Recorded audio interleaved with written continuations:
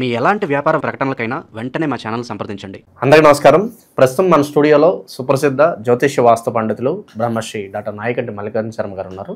October మాసం ధనుసు రాశి వారి పరిస్థితి ఏ విధంగా ఉండబోతుందో గురుగారిని అడిగి తెలుసుకుందాం. నమస్కారం గురుగారు. నమస్కారం అండి. సో అక్టోబర్ మాసం విశేషంగా ధనుసు రాశి వారికి ఈ నెల ఏ విధంగా కలిసి రాబోతుంది, ఎలాంటి పరిస్థితులు ఎదుగుతాయి గురుగారు వీళ్ళకి? ఓం శ్రీ గురుభ్యో నమః. ఓం శ్రీ మహాగణాధిపతియే నమః. ప్రేక్షకులందరికీ కూడా విజయదశమి దీపావళి శుభాకాంక్షలు. ముఖ్యంగా ప్రధానంగా అక్టోబర్ నెలలో ధనుస్సు రాశి వాళ్ళకి గ్రహగమనగతులు ఏ విధంగా ఉన్నాయి, గ్రహ సంచారం ఏ విధంగా ఉంది, గ్రహాలు ఏ రాశుల్లో సంచరిస్తున్నాయో తెలుసుకుందాం. మిథున రాశిలో గురువు యొక్క సంచారం అక్టోబర్ 18 వరకు, తర్వాత 18 తర్వాత కర్కాటక రాశిలోకి వెళ్ళటం గురువు, దేవగురువు అయిన బృహస్పతి.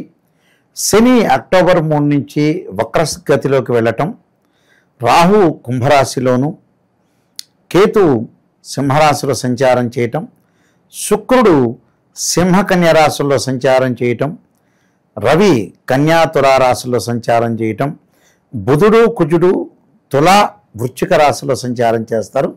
ఇవన్నీ కూడా గోచారీత్యా చెప్పబడే ఫలితాలు, జన్మజాతకాన్ని అనుసరించే కాదు. This is the transit system అంటారు. కాబట్టి అక్టోబరు మాసంలో ముఖ్యంగా ధనస్సు రాశి వాళ్ళకి ఏ విధంగా ఉండబోతుంది? ధనస్సు రాశి వాళ్ళకు వచ్చేటప్పటికల్లా సప్తమ స్థానంలో గురువు ఉన్నాడు. రాస్యాధిపతి చతుర్థాధిపతి అయిన గురువు సప్తమ స్థానంలో గురువు అక్టోబర్ 18 వరకు ఉంటాడు. అక్టోబర్ 18 వరకు కూడా అనుకూలంగా ఉంటుంది. ఆకస్మికంగా ధనలాభాలు, ఫైనాన్షియల్ పరంగా పెట్టుబడులు పెట్టే వ్యక్తులు వస్తారు, ఆర్థికంగా లాభాలు ఉంటాయి. అంటే వృత్తి ఉద్యోగ వ్యాపారాల్లో ఎలాంటి వ్యాపారం చేసినా, ఎలాంటి ఉద్యోగం చేసినా, అది చిన్న వ్యాపారం చేసినా, పెద్ద బిజినెస్ చేసినా, పెద్ద ఉద్యోగం చేసినా, చిన్న ఉద్యోగం చేసినా ఇంప్రూవ్మెంట్ జరిగే అవకాశాలు ఎక్కువ ఉంటాయి. సో వివాహ ప్రయత్నాలు కూడా సఫలీకృతం అవుతాయి. ఎవరైతే వివాహాలకు సంబంధించిన శుభ కార్యక్రమాలు చేయాలో, మంచి సుసంపన్నమైన కుటుంబం నుంచి అబ్బాయి కానీ అమ్మాయి కానీ వచ్చే అవకాశాలనే బాగా ఎక్కువ ఉన్నాయి.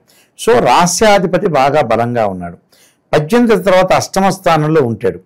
అదే అష్టమ స్థానంలో ఉన్నప్పుడు మనకి శుక్రగ్రహం ఉంది. అంటే శుక్రుడు ముఖ్యంగా లాభాధిపతి షష్టమాధిపతి అయిన శుక్రుడు వచ్చేటప్పటికల్లా భాగ్య దశమాల్లో ఉంటాడు. భాగ్య దశమాల్లో ఉండటం వల్ల కొంత మేలు జరిగే అవకాశాలు ఎక్కువగా ఉంటాయి. అంటే ఫైనాన్షియల్ పొజిషన్లో కానీ, వ్యాపార పరంగా కానీ అనుకూలంగా ఉండే అవకాశాలు, వివాహ ప్రయత్నాలు కూడా సఫలీకృతం అయ్యే అవకాశాలు ఎక్కువ ఉంటాయి. సో గురువు శుక్రుడు కొంతవరకు మేలు చేస్తాడని చెప్పుకోవచ్చు. గురువు 18వ తారీఖు వరకు మేలు చేస్తాడు. అలానే శుక్రుడు కూడా 10వ తారీఖు వరకు కూడా మేలు చేసే అవకాశాలు ఎక్కువగా ఉంటాయి. కాబట్టి టోటల్గా అనుకూలమైన ఫలితాలు వచ్చే అవకాశాలు గురు శుక్రులలో ఉంది. ఇక శని యొక్క ప్రభావం ఎలా ఉండబోతుంది అని అంటే, ద్వితీయాధిపతి తృతీయాధిపతి అయిన శని చతుర్థ స్థానంలో వక్రస్థితిలో ఉండటం వల్ల అన్నదమ్ముల మధ్యలో ఐక్యత పెరగటం, కోర్టు సమస్యల పరిష్కారం కావటం, ధనాదాయం బాగా పెరగటము, ఆర్థిక పరంగా లావాదేవీల విషయంలో అనుకూలంగా ఉంటుంది. రాహు యొక్క ప్రభావం వల్ల కూడా అంతా విజయం, సర్వత్రా విజయం లభించటం ఒకటి. అలానే అనుకున్న పనులు శత్రువులు మిత్రులుగా మారిపోయే అవకాశాలు, ఏదైతే ఒక పని చేయాలో తొందరగా అయ్యే అవకాశాలు ఎక్కువగా ఉంటాయి. అంటే కాలయాపన లేకుండా గతంలో ఏదైతే కాలయాపనలు చేసి పనులు పెండింగ్లో ఉన్నాయో ఆ పెండింగ్ అన్నీ కూడా ముగిసిపోయి కొంత ఫాస్ట్గా అయ్యే అవకాశాలు ఎక్కువ ఉంటాయి. ఫాస్ట్గా మూవింగ్ అయ్యే అవకాశాలు ఎక్కువ ఉంటాయి. కాబట్టి ప్లానింగ్ ప్రకారంగా అన్ని అనుకూలంగా ఉండే అవకాశాలు ఎక్కువ ఉంటాయి. కాబట్టి అద్భుతమైన రిజల్ట్స్ వచ్చే అవకాశాలు బాగా ఎక్కువ ఉంటాయి. ఎలాంటి ప్రాబ్లమ్స్ లేకుండా అనుకూలమైన ఫలితాలు వచ్చే అవకాశాలు ఎక్కువగా ఉంటాయి. కాబట్టి టోటల్గా వాళ్ళ ప్రయత్నాలన్నీ కూడా సఫలీకృతం అయ్యే అవకాశాలు ఎక్కువ ఉంటాయి. అదొకటి. తర్వాత కుజగ్రహ ప్రభావం, కుజుడి వల్ల భూములు ఇళ్ళు కొనుగోలు చేసే అవకాశాలు ఎక్కువ ఉంటాయి. అంటే పంచమాధిపతి వ్యయాధిపతి లాభ వ్యయ స్థానంలో ఉండటం వల్ల మొట్టమొదటి 15 రోజుల్లో ఇళ్ల నిర్మాణాలు చేపట్టచ్చు, గృహాలు కొనుగోలు చేయొచ్చు, బిల్డర్స్తో మాట్లాడచ్చు, కోర్టు సమస్యలు కూడా పరిష్కారం జరిగే అవకాశాలు ఎక్కువగా ఉంటాయి. పిత్రార్జితం కూడా బాగా కలిసి వచ్చే అవకాశాలు ఎక్కువ ఉంటాయి. వ్యాపార పరంగా కొన్ని ఇబ్బందులు చోటు చేసుకునే అవకాశాలు వీళ్ళకుంటాయి. వ్యాపారం వైపు కొత్త వ్యాపారాలకు తెరదీయకుండా ఉన్న వ్యాపారాన్ని కొనసాగించడం మంచిది. ఉన్న ఉద్యోగాన్ని కూడా కొనసాగించడం మంచిది. అనవసరమైన విషయాల్లో కలగజేసుకోకుండా ముందుకెళ్ళటం మంచిది. అలానే కేతు యొక్క ప్రభావం అనేది ఉంటుంది. కేతు యొక్క ప్రభావం వల్ల కూడా అనుకూలంగా ఉంటుంది. ప్రయాణాలు చేయటం, అనుకున్న వ్యక్తుల్ని బంధువులతోటి మిత్రులతో స్నేహబంధం బాగా పెరగటం, ఒకటి భార్యాభర్తల మధ్యలో కలయిక బాగుండటం, సంతానపరంగా ఇబ్బందులు లేకుండా, సంతానం లేని వారికి కూడా సంతానం కలిగే అవకాశాలు ఎక్కువ. నూతనంగా గృహ ఉపకరణ వస్తువులు కూడా ఇంట్లో కొనుగోలు చేసే అవకాశాలు ఎక్కువ ఉంటాయి. అంటే బంగారు ఆభరణాలు కొనుగోలు చేస్తారు, వాహనాలు కొనుగోలు చేసే అవకాశాలు ఉంటాయి. నూతన గృహ ఉపకరణ వస్తువులు కూడా బాగా కొనుగోలు చేసే అవకాశాలు బాగా ఎక్కువ ఉంటాయి. వృత్తిరీత్యా టోటల్గా ఎక్కువ శాతం బాగుంటుందని చెప్పుకోవచ్చు. ధనుస్సు రాశి వాళ్ళకి ఇబ్బంది కలిగే వాతావరణాలు తక్కువ ఉంటాయి. 20-25% ఉంటాయి. సుమారుగా అప్రాక్సిమేట్లీ రమారమీగా 75% ఈ ధనుస్సు రాశి వాళ్ళకి అనుకూలంగా ఉంటుందని చెప్పుకోవచ్చు.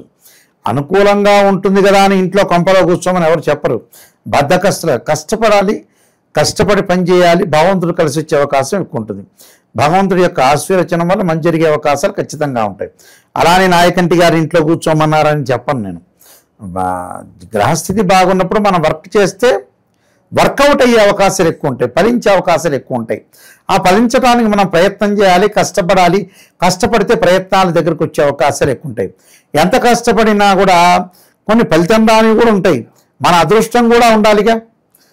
అంటే కొద్దిగా అదృష్టం ఉండాలి. ఎంత కష్టపడినా ఆ అదృష్ట అవకాశం అనేది ఉంది. కాబట్టి అక్టోబర్ మాసంలో అన్ని విషయాల్లో ప్రయత్నం చేయండి, మంచి జరిగే అవకాశం ఉంది. ఇంకా ప్రయత్నాలు బాగుండాలంటే కొన్ని పరిహారాలు చేసుకుని ముందుకు వెళ్ళాలి. ఇక మరి ప్రయత్నాలు ముందుకు వెళ్ళాలంటే ఎలాంటి పరిహారాలు, దైవారాధన వీళ్ళకి అవసరం అంటారు? వీళ్ళు అక్టోబర్ 18 తర్వాత చేయాల్సింది ఏంటంటే ముఖ్యంగా గురువు జపం చేసుకోవాలి. దేవానాంచ ఋషీనాంచ గురుకాంచన సన్నిభం బుద్ధిమతం త్రిలోకేశం తమ నమామి బృహస్పతిం అనే మంత్రాన్ని ధనం ఇంకా బాగా కలిసి రావటానికి యక్షాయ కుబేరాయ వైశ్రణాయ ధనధాన్యాధిపతే ధనం ధాన్యం సమృద్ధిమే దేహిమే దాపై స్వాహ అనే మంత్రాన్ని చక్కగా చదువుకొని ఇంకా బాగా జరగటానికి విష్ణు సహస్రనామ పారాయణం ఒకటి. దాంతోపాటు వీళ్ళు తప్పకుండా ఇవ్వాల్సినవి ఏంటంటే గోధుమలు దానం చేయటం, కందులు దానం చేయటం వల్ల కూడా మంచి జరిగే అవకాశాలు ఎక్కువ ఉంటాయి. అంటే ఇవన్నీ కూడా ప్రయత్నాలు చేసుకోవాలి. మనిషి ప్రయత్నం చేసుకుంటే బాగుపడే అవకాశాలు ఎక్కువగా ఉంటాయి. అలానే అమ్మవారి యొక్క ఆరాధన, మహాకాళి, మహాలక్ష్మి, మహాసరస్వతి అమ్మవారి యొక్క ఆరాధన చేయటం వల్ల కూడా అన్ని మంచి ఫలితాలు జరిగే అవకాశాలు ఎక్కువ ఉంటాయి. కాబట్టి ప్రతిదానిలో విజయం సాధించడానికి కొన్ని మంచి పనులు చేసుకోవాలి. అలానే పుస్తక దానం ఇవ్వటం ఒకటి, వీలైతే గోదానం చేయటం, ఇలాంటివి చేయటం వల్ల కూడా మంచి జరిగే అవకాశాలు ఖచ్చితంగా ఉంటాయి. అయితే ఆవుని పూజ చేయటం చాలా మంచిది. వీళ్ళు ఈ 20వ తారీఖు తర్వాత ఆవుని ఎక్కడన్నా కనపడితే చక్కగా బొట్టు పెట్టి బియ్యము అరటిపండు తినిపించి ఆవును పూజ చేయాలి. ముక్కోటి దేవతలందరూ ఆవులో ఉంటారు కాబట్టి గోవు యొక్క ఆరాధన అనేది చాలా ఇంపార్టెంట్. కాబట్టి గోవు యొక్క ఆరాధన చేయటం వల్ల కూడా చాలా మంచి జరిగే అవకాశాలు బాగా ఎక్కువ ఉంటుంది. ఎందుకంటే వాహనం వృషభోయస్సు వాసుకి కంఠభూషణం అన్నారు. అంటే గురువు ఏదైతే శివుడికి సంబంధించిన ప్రీతికరమైంది ముక్కోటి దేవతలందరూ కూడా ఉన్నది ఆవే. ఆవును భక్తి శ్రద్ధలతో కొలిస్తే కూడా చాలా మంచి జరిగే అవకాశాలు ఖచ్చితంగా ఉంటాయి. కాబట్టి దానిలో కూడా కొన్ని మార్పులు జరగాలంటే భగవంతుడి యొక్క ఆరాధన తప్పనిసరిగా చేసుకొని ముందుకెళ్తే మంచి ఫలితాలు వస్తాయి. ఓవరాల్గా ఈ రాశి వాళ్ళందరికీ కూడా ఈ అక్టోబర్ మాసం ఏ విధంగా ఉండబోతుందో మీ మాటలో చాలా బాగా వివరించారు. ధన్యవాదాలు. నమస్కారం.